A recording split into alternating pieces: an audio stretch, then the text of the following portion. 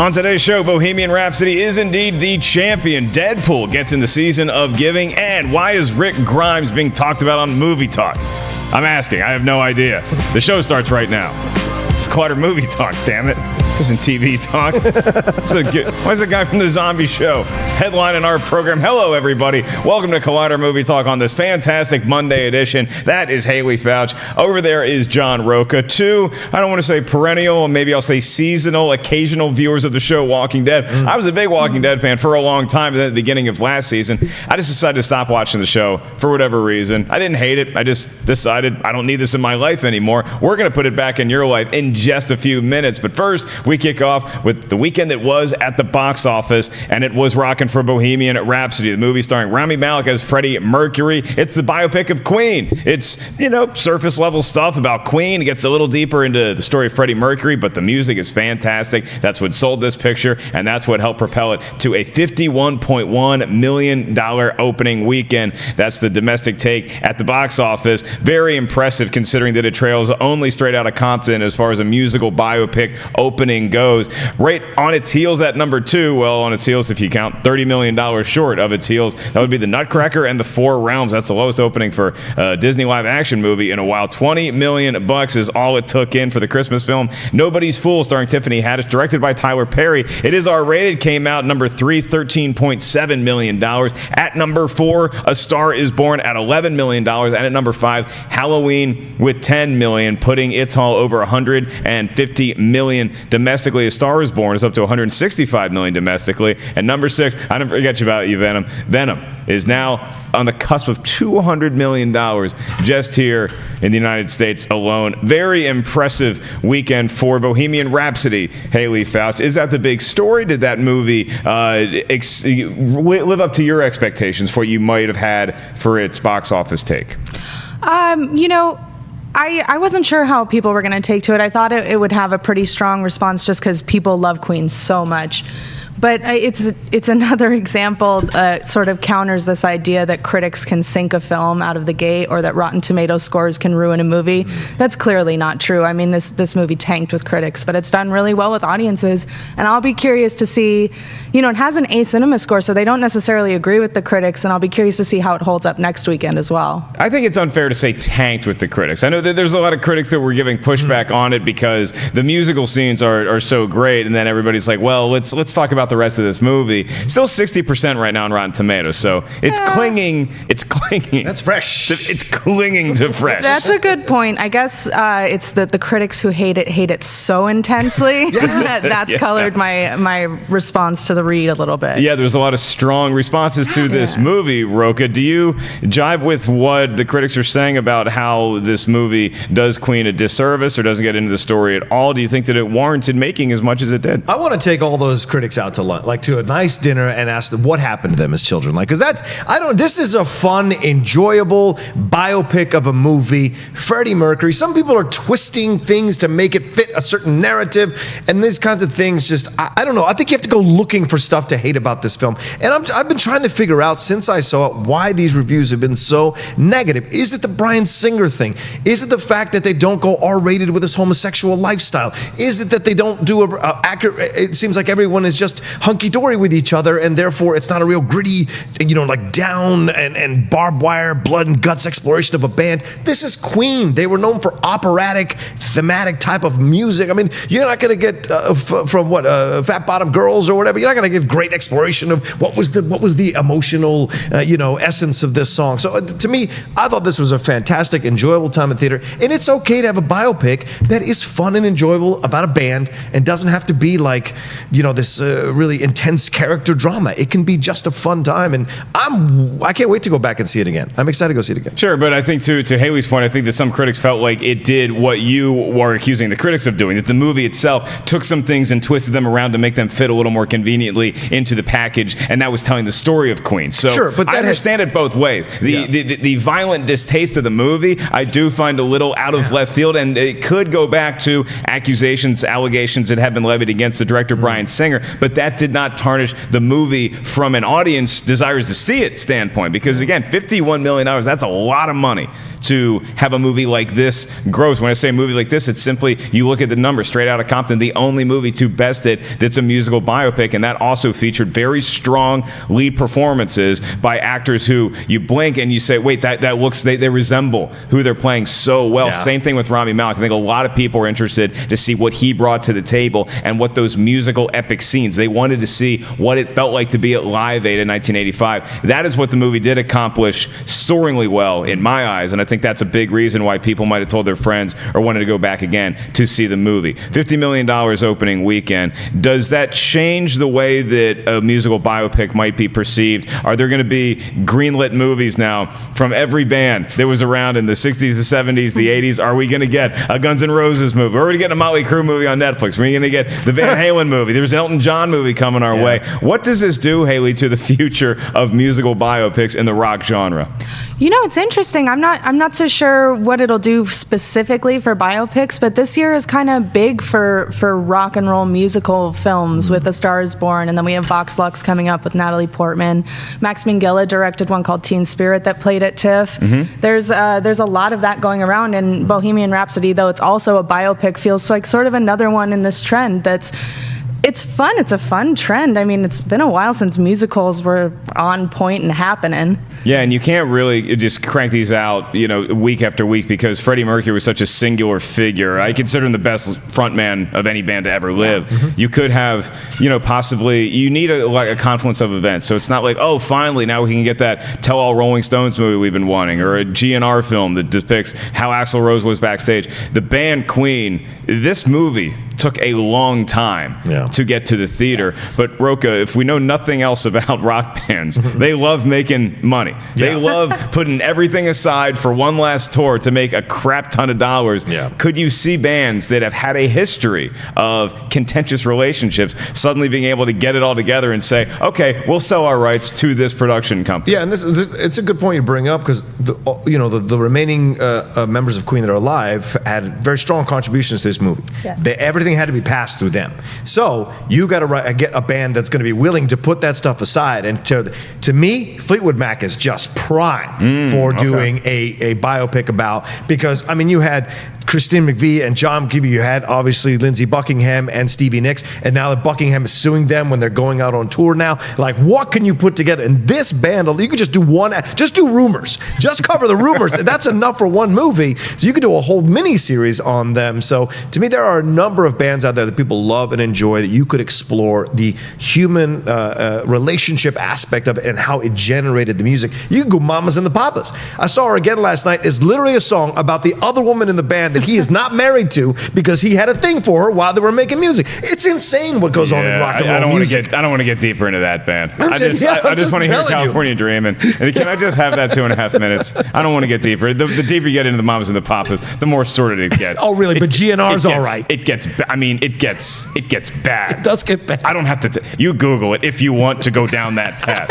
With GNR, it's a lot of sex and drugs and rock and roll and punch each other in the face. This Mamas and the Papas is something completely different. I draw the line. I don't know why I allowed you to bring that up on this show. Now I'm actually excited to start talking about Walking Dead. Haleigh, did you want to counter the Fleetwood Mac as maybe the movie that Rocha wants next in this realm? Well, I've said before, and I will always say until we get it, I'd love a really good Bowie biopic. Oh, yeah. I did want to counter one thing you said, though, which is, you said that not all biopics have to be like this dark, gritty thing, but how would you feel if they then did the story of Rumors, but it was like everybody got along just fine? It would, yeah, it would, because their problems have been in the public so obviously and in the public eye for quite some time, that would seem a disservice. But I don't recall there being these massive issues within Queen. I think that's where the difference lies. And there, I take your point. I just think that we know all about this Fleetwood Mac stuff because they love to air that crap out in the public. We're already in their business. Yeah, we're all up in their business. If you can cast it right, I think another mercurial frontman that you might want to consider making a movie about.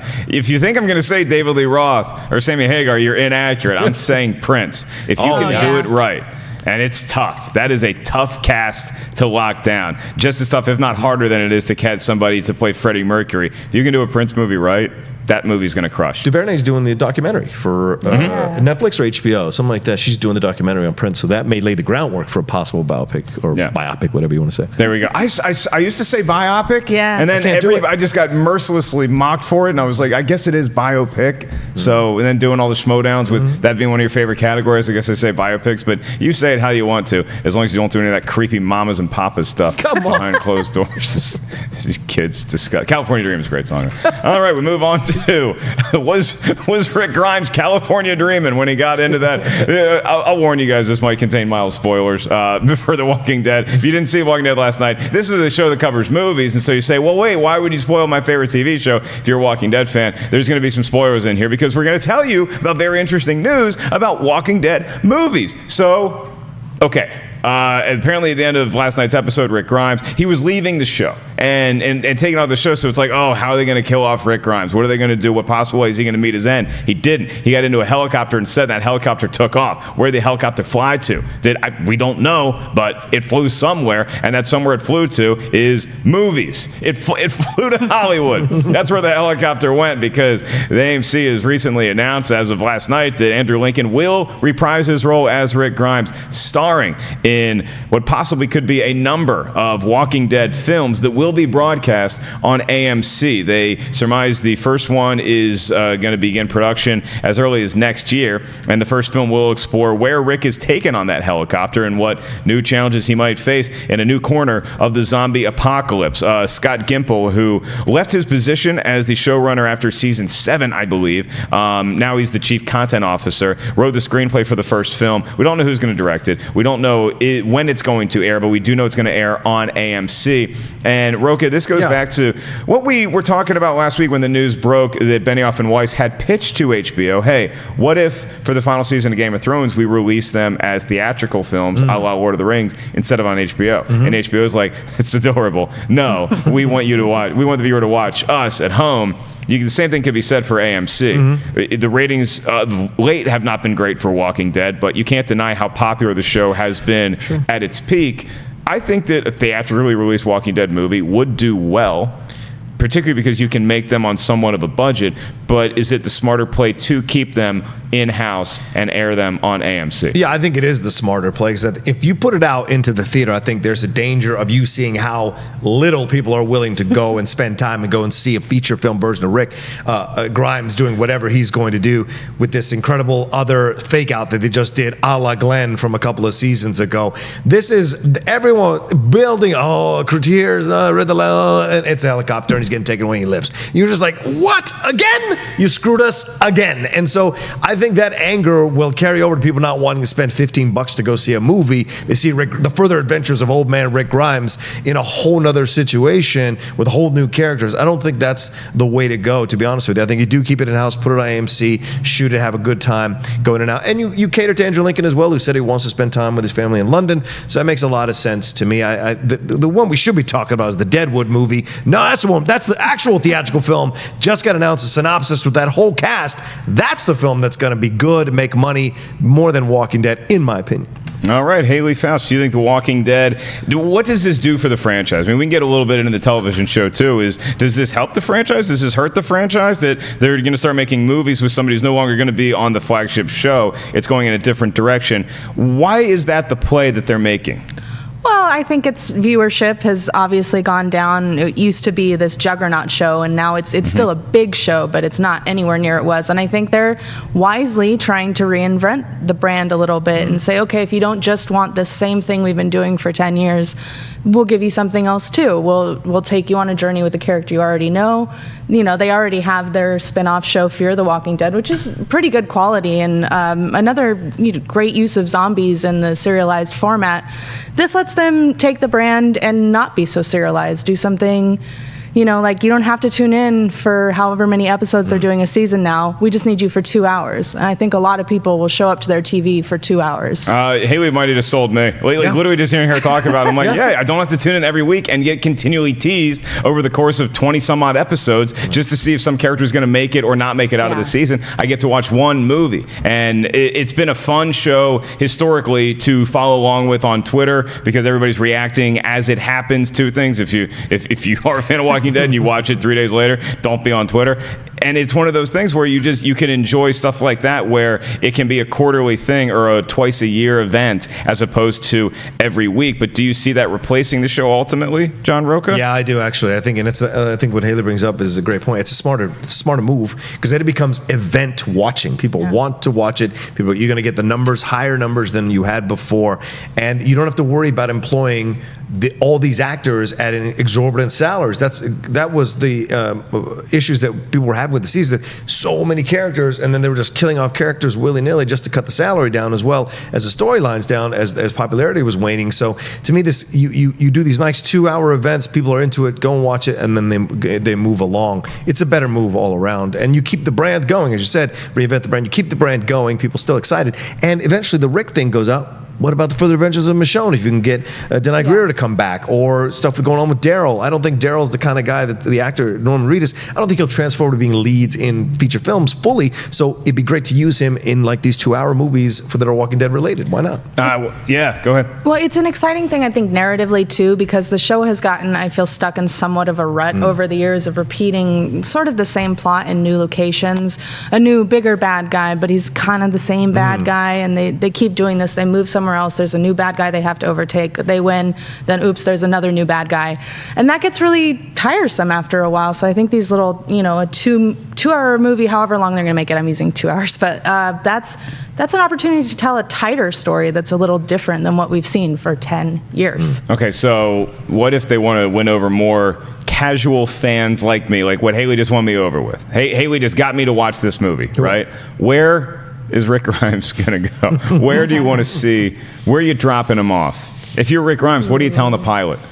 Take me somewhere where there's no zombies. Yeah. Where are there no zombies? Well, there's no place that there's no zombies in this world that Kirkman created. So where he could go, though, is maybe like, remember the first season was about the Center for Disease Control or whatever. So maybe there's a place that does know about this, or that is working on a cure. His expertise, his knowledge, his experience with the zombies could be essential, because they've been locked away for quite some time. Maybe they don't have as much exposure or understanding of the different types of zombies, because we've seen numerous types of zombies over the 7 or 8 seasons or 9 seasons that the show's been on. I would buy that idea if this was the end of season 3. Dude, okay. we've been at this for too long. Okay. To go looking for the CDC and being like, well, I've dealt with these things. I lived with them in many communities, and I think that I can lend some insight into this. I feel like at this point you're just like, drop me off somewhere high, somewhere where the zombies have not been able to pile up like World War Z and climb to the top of. I'm not worried about the Center for Disease Control any longer in this world. Are you, Haleigh Foutch? I don't know if it's specifically the CDC or anything like that, but I do think it's an opportunity to explore a different part of the realm of the world as it exists now from what we've seen on this show. And similarly, in Fear the Walking Dead, we've gone to different locations around the world, but it all feels pretty much like the same zombie apocalypse. And you mentioned World War Z. The film didn't do this as well, but the book really offers all these different perspectives on what a zombie apocalypse could be like. And my hope is that they'll take some of that spirit and really show you a different version of what the apocalypse could look like instead of the same one we keep seeing. All right. Well, Haleigh wants to see multiple visions. John Rocha, idealist dreamer that he is, thinks we can still find a cure for zombieism. I just don't stop eating bath salts. I don't know what to tell them at this point. Nothing's working. Well, John Rocha, when he's not dreaming about ways to cure The Walking Dead, hosts a show called Collider Sports Time, and we had an airing of it this morning. John Rocha, is it up? What are we talking about? Did you trash the Washington Redskins as they deserve? I did trash the Washington Redskins, and yes, it went up at 1 p.m. PST. It's up there now. Jared Habon from The Bachelor stopped by and talked to us about his lovely New England Patriots have his cry fest about like what's going to happen if Sony Michel doesn't come back. Blah, blah, blah. So he got a lot of crap from us on the panel. A Bears fan, a Redskins fan, and a Steelers fan. So it was not pretty for Jared, but Jared held his own, and Jared was fun to have as a guest. Then Dennis Zhang came on to talk about UFC 230. We also broke down some NBA news, what's going on with the Lakers, all that lunacy around the Lakers going on, and we covered college football. Great game between Alabama and LSU. So much was covered. NFL, all of it there on Sports Time. You can catch it on the Collider Sports channel and the Collider Sports podcast channel, please. And you can also check out the Dolphins Deep Dive that Mark Fernandez does every week on his beloved Miami Dolphins. They got a W yesterday. They did. Jets. That's 13-6. Yeah, not a game I would have watched, but hey, I was busy watching the Falcons beat the crap out of the Redskins. Well, we'll always have 1991, won't we, Skins fans? We move on to our next story, and that is Deadpool getting into the spirit of charity. His movie is called Deadpool 2, but it's going to be re-released in theaters around Christmas time, and it's going to have a PG-13 rating. It's going to have some new scenes. They came up with a cool framing device that's under wraps that the writers Reese and Wernick worked on, and it's going to be framed by that, and it's going to have all the bad words taken out, so it will actually pass the MPAA's regulations to be a PG-13 movie. The title of the film is why we're talking about today. It's called Once Upon a Deadpool, and that is obviously a nod to the season it's being released in. It's going to be back in theaters December 12th through Christmas Eve, and according to Deadline, Ryan Reynolds says that they're also giving $1 for every ticket sold to FUCK Cancer.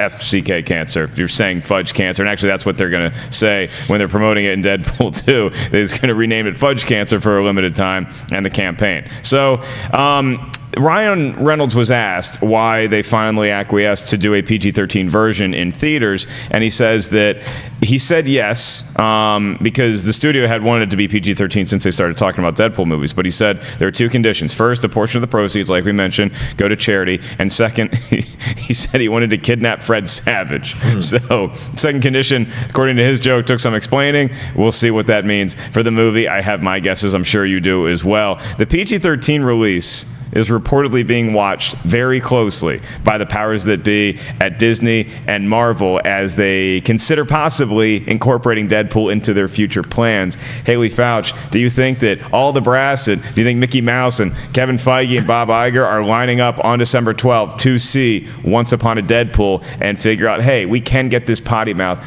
into our universe? I think it's a very real possibility, and it wouldn't be very smart if they didn't consider that. If that is the strategy to bring the Fox Marvel characters into the universe, obviously Deadpool is one of the biggest ones they have on their bill right now. So why would Disney not want all that Deadpool money? I am very curious to see how this does. I'm of many mixed minds about it. It's exciting for kids who maybe love Deadpool to be able to go see the film with their parents and not have to have their father explain a lot of things to them or their mother. But it also is definitely a money play. It's a fairly obvious cash grab, and that feels a little gross. The charity thing helps balance that out a little bit. Yeah, you want to get your movie out into this market, to get it overseas, into a Chinese market. Sure, yes. I understand all that. You're going to give some money to charity. I think that's a great call. I'm glad Ryan Reynolds did it, and you're right. It does assuage some of the yes, they are making more money off it, but they're giving some of the money away. It's Christmas time, Rocha. Yeah. Once Upon a Deadpool. Do you like the title? Is this the right way to play with this? Yeah, I like the title. I'm not of as many minds as Haleigh because I'm not as intelligent as Haleigh, but I have issues with it. To me, it's not an eminently rewatchable movie. So to see it again in this version, I'm not exactly excited to do that. But I get it, and it's smart. It could be smart by Fox to do this and put it out this way and see what the reaction is and see what money. I would have liked them contribute a little more than $1. I mean, $1 is what I give like to St. Jude when I'm buying a candy bar at 7-Eleven. Like, give me $3 for cancer. Towards cancer is a serious thing. $1 isn't enough. $3 per ticket would have been enough, especially the price of tickets nowadays. But I think it's a nice gesture. I was interested to read in the article that they shot it in one day, guerrilla style filmmaking. So what was that all about? So I want to see what the end results are. So my curiosity says I'll be there, but I don't think we need it. That being said, this is an interesting experiment they're making on the heels of Venom being PG-13 and making the money that it has over $500 million.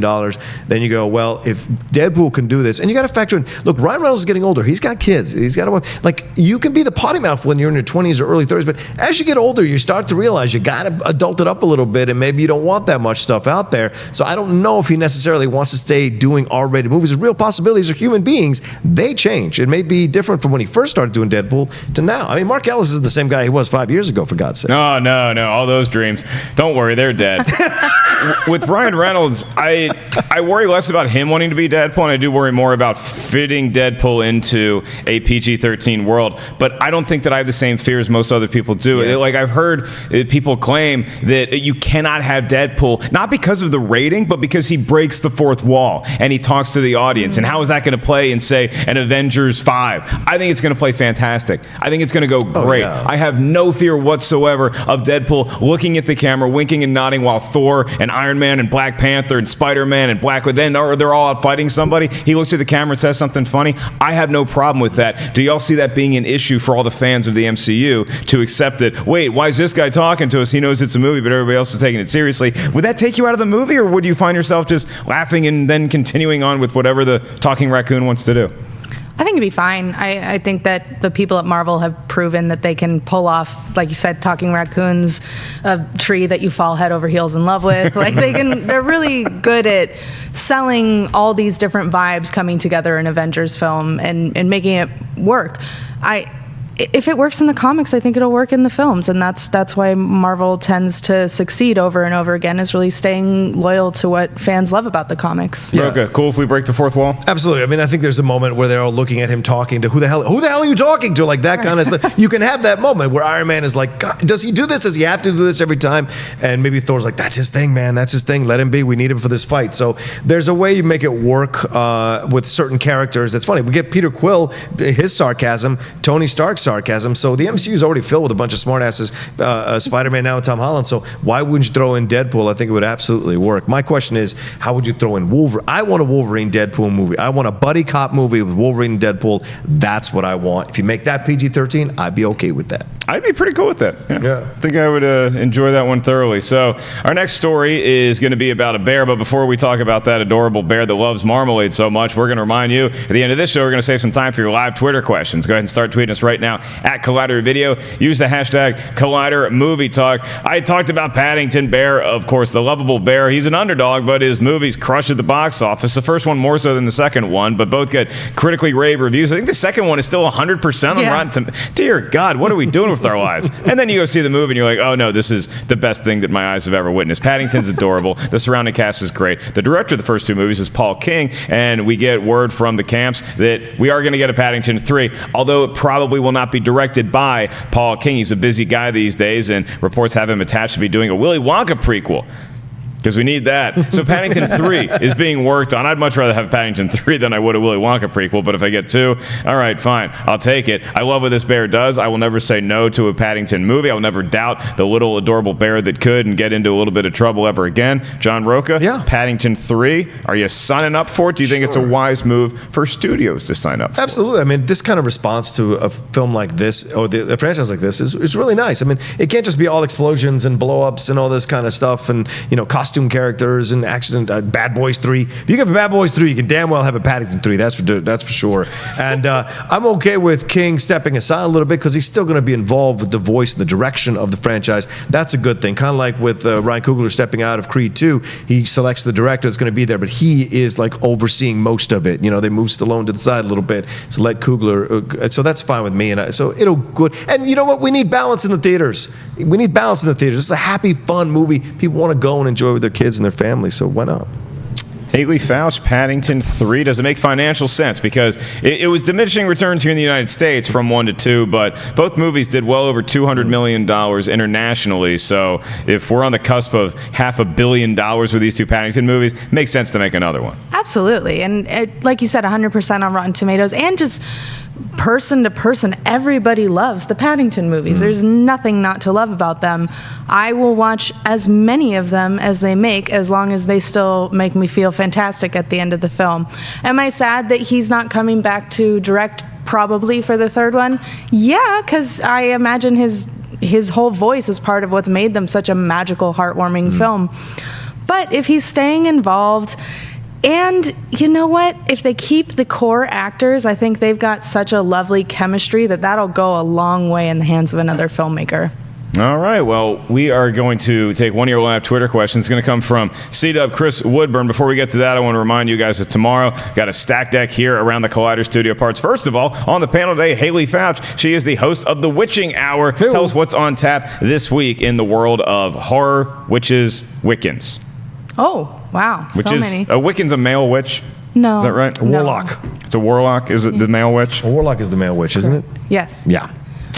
This week we're going to be talking about Channel Zero, which is the excellent sci-fi horror anthology Good series. program. Yes. Yeah, I'm a fan of that. So good. Can't wait. We're going to dive into this whole season. They just aired it all on Sci-Fi. It's already available for you to watch. Cool. All right. Well, keep me. Here first, let's keep it going, guys. Let's keep it going. All right. Adam Smith, I know exactly what Adam Smith is doing is because him and I are locked in a fantasy football battle right now. I need Amari Cooper to You need score Amari to go 24 tonight. points. You're Yeah, insane. Yeah, but in order for that to happen, I have to root for the Dallas Cowboys. Anyway, make sure y'all check out The Witching Hour for all the latest on Channel Zero. That teeth monster. Woo! Oh, yeah. I love me some teeth monster. I think their new monster's even better Really? this season. All yeah. right. I'm in. I'm listening. We're covering that in the Warlock Hour. That's Mark Riley and I. We're going to do the Warlock Hour. I would listen to that. I think it'd be a cool show. Collider sure. Live is also new tomorrow. You get a movie trivia Schmoedown. You obviously get movie talk and Premier League recap.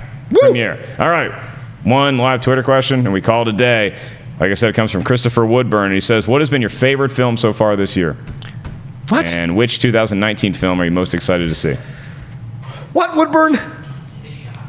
Get it. Go. We're going. Get into his. We're Are we going. getting Oh, just carrying me? All right.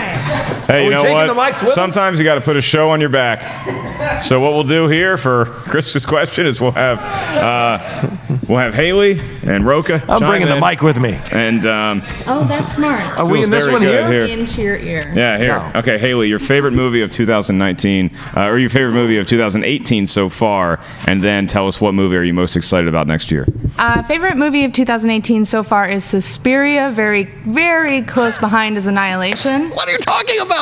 I will fight you. And 2019, I am so not there yet, man. I'm just trying to make it through this year. There is a Star Wars Episode 9 coming out next year. Yeah, I'm excited for that. Who wouldn't be? Okay, I'm putting you down for Star Wars until you come up with your own answer. John Rocha. Yeah. As you scroll I'm sorry. violently through movies on I've your seen phone. so many movies. Your favorite movie this year? I'm going to go with, right now, my favorite movie, just off the top of my head, Yeah. Green Book. Hasn't been released here yet. It is great. I love it, love it, love it. But I'm going to the premiere of Ralph Breaks the Internet tonight, so maybe that one will sway me. What do you got? Okay, I'm gonna say Mandy with Nicholas. No, it's Avengers: Infinity Wars has to be my favorite film of the year. Like just so sober watchable and just enjoyable film. And ironically, that's also the film I'm most looking forward to next year. This is Avengers the- 4. what It's a- cheating, but I like it. What a cop-out answer. It's true. Okay, and I said, I was trying to keep it cool and say Suspiria. yeah, my most anticipated movie for the rest of this year, Creed 2. Yes. You, Haleigh Foutch, the rest of this year, we got like a little under 2 months to go. Most anticipated movie to say goodbye. Gosh, man, I don't have my phone to cheat Harry like Potter? some other people I know. No, I am looking forward to that. I'm really looking forward to the Wave of Awards movies because I didn't go to TIFF or anything, so I'm really Green Book I haven't seen yet. Can't wait to see that. All right, check out Green Book, check out Creed 2 whenever we get to see it, and check us out tomorrow, hopefully with more cameras on Collider Movie Talk. Let's say goodbye, everybody.